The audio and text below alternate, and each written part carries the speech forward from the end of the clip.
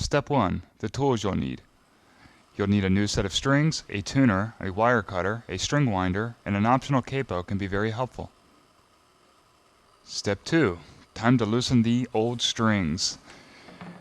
Use the string winder on the end of the tuning machine and turn it like so that you loosen the strings. You don't have to loosen it all the way, but loosen it enough so that you can remove the string manually, and we'll do that later. I'm going to go through each of the 6 strings in the same manner. Again, I don't have to loosen it completely, just so it's loose enough so that we can manually unwind the strings from the capstans.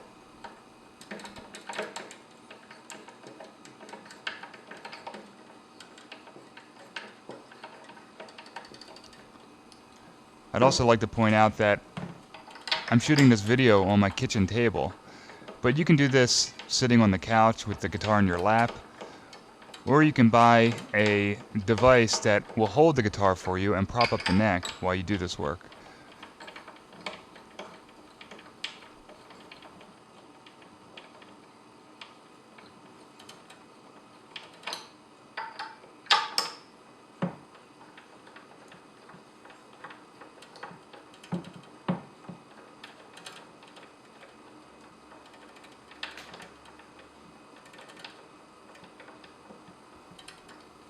Alright, time to remove your bridge pins.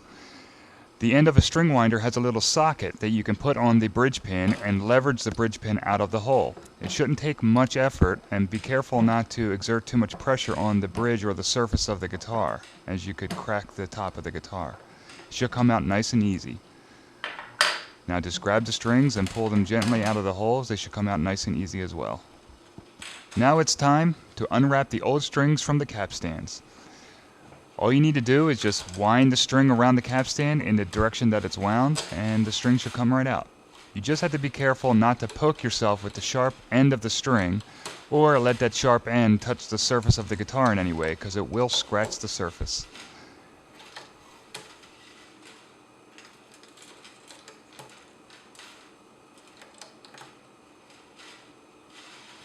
Step 5. Let's wrap the old strings into a safe loop. I gather the ball ends together and braid the string in such a manner that I create a nice tight little circle with the strings, and this just keeps the strings out of the way, safe from any curious pets or any children you may have. I'd also like to note that strings can be recycled in some jurisdictions, so check your local government. Alright, time to open your new pack of strings. Here I'm using D'Addario strings, but you can use any brand you like. But I like D'Addario because they color code the ball ends. That's helpful because it lets you know exactly where to put each string. Sometimes it can be confusing. It's hard to tell the diameter of the strings by eye, so it's nice to have that color coding. Now when you remove the strings, be careful. The sharp ends of the strings are going to be right there, so you could accidentally stab yourself. And right there, that's a red ball end.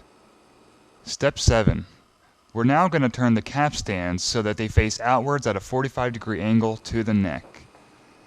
We do this so that we create the optimal angle for the initial winding of the string.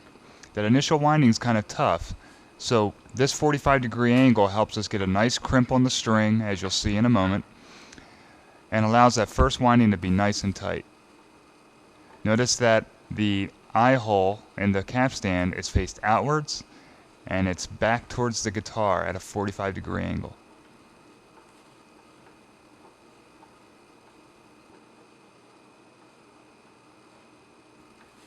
Step 8. Install a new string at the bridge.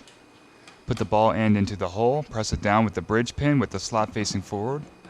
Put pressure on the bridge pin, pull up gently on the string, and don't jam the bridge pin into the hole.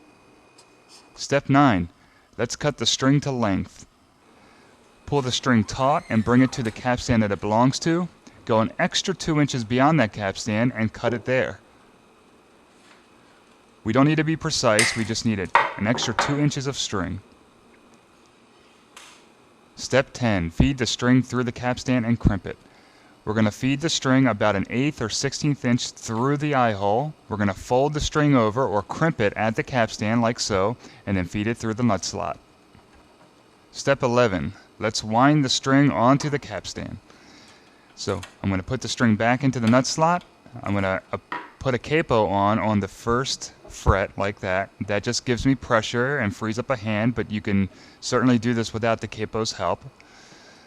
Alright, and I'm going to manually wind and turn the capstan so that the first winding goes beneath that nub that sticks out the eye hole. Then once I do that, then I can wind the rest with my string winder. Always being careful that the windings go below the previous windings so that the string winds down the capstan. Now, as the string gets tighter, I'm checking to see how tight it is because I want it just tight enough so that the string doesn't slap against the fretboard, but not so tight that it's anywhere near the final tuning. Step 12. Let's install the remaining wound strings. On an acoustic guitar, the wound strings are the gold-colored strings that have that texture to them. Now you're going to install the wound strings in the same manner that we installed the low E string that we began with. Everything is exactly the same. The only thing that's different is we're going to a different capstan, and therefore the string will have to be 2 inches longer than that capstan. So each string will be cut to its own custom length. But everything else is exactly the same. We're going to save the unwound strings for the next step because they get cut to a slightly different length. Step 13. Time to size, trim, and install the unwound strings. Everything's the same on the bridge side, it's just that we got to cut the string a little longer. In this case, we are going to go to the capstan that the string belongs to and go an extra 3 inches rather than an extra 2 inches. That'll give us an extra inch of length to allow us more windings on the capstan. The reason why we do this is because the unwound strings don't have that natural texture that provides extra friction on the capstan. So by winding it a few extra times, we get that nice, tight, secure winding that we need for the unwound strings. Now, because these unwound strings are a bit slicker, installing and winding the string at the capstan is a little trickier. The string tends to want to fall out of the hole. So keeping a nice amount of tension on the string as you wind it is really critical. And look carefully and make sure that that string winds down the capstan, that everything goes below the previous winding.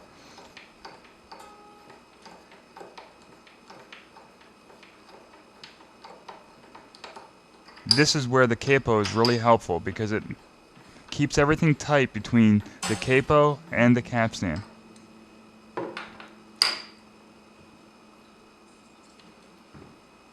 Now I'm going to do the same thing for the final string. It belongs to that first capstan. I go about 3 inches beyond that. Push it through the eye hole and crimp it like we've been doing. Put the capo back on. That allows me to keep tension on the string. You can't see it off camera, but I'm actually lifting up the string a little bit to keep even more tension there. I'm making sure that that nub goes over the first winding and that all the subsequent windings are going down, as I've said before. And that's really the only trick to this. Just making sure everything goes down the capstan.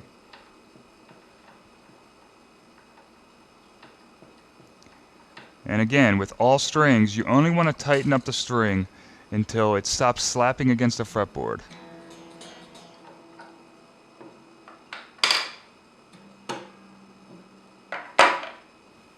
Okay, the 14th and final step. Stretch the strings and tune the pitch.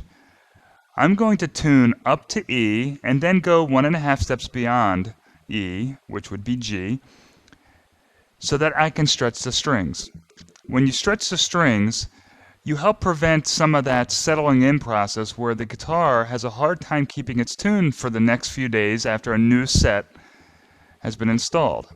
After you stretch it to 1.5 steps beyond the pitch, go back down to the pitch it's supposed to be, and then you're done. Repeat for the other strings.